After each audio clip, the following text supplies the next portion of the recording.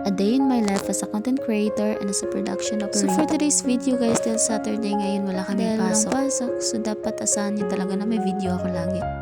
Ngayon magagala-gala kami ng pusa ko dito sa labas. Papaaraw lang kasi di rin naman ako naarawan pag nasa loob ng company. Kaya ayun, papaaraw lang kami saglit. At dahil nga dito na kami sa labas ay nag-picture-picture muna kami. Mukhang mas maga pa kami kaysa sa araw. Kasi wala pang araw-araw talaga. Oh, maliwanag lang pero wala pang araw dyan. Ano daw?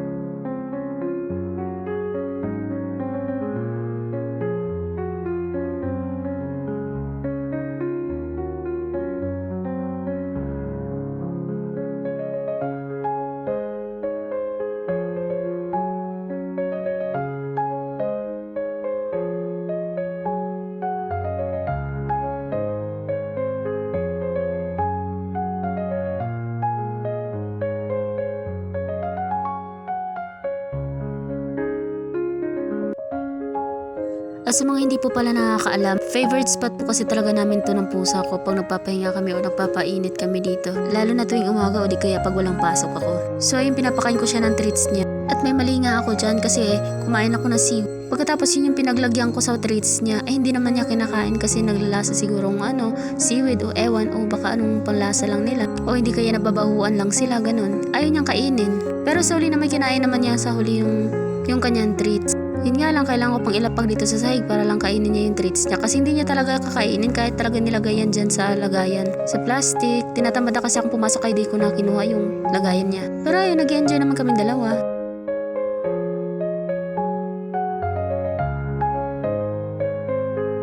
At yun nga, sobrang alat pala ng seaweed na to. Halos di na tuloy mapitura yung mukha ko dyan. Sis, sobrang alat ba naman sis? Kala may kumakain ka ng buong asin. Oh, ayan na naman siya. Di na naman mapakali ang pusa ko. Oh, tingnan mo, kakainin niya yan mamaya.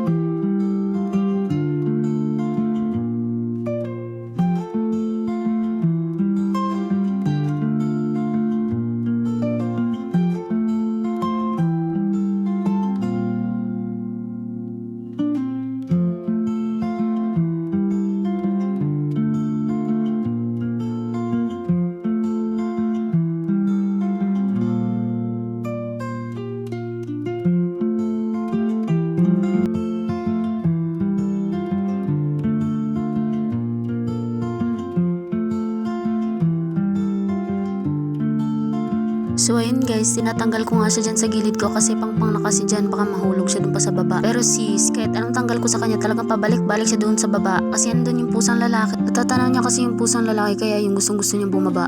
So ayan lang po muna ang masishare ko sa aking mini vlog for today's video. See you next week or pag wala na akong pasok magbablog ulit ako. Salamat talaga sa pagsubaybay niyo sa aking mini vlog. Yan lang po muna ang masasabi ko. Sana hindi kayo magsawa sa panonood sa aking mini vlog. Again, maraming salamat. Bye!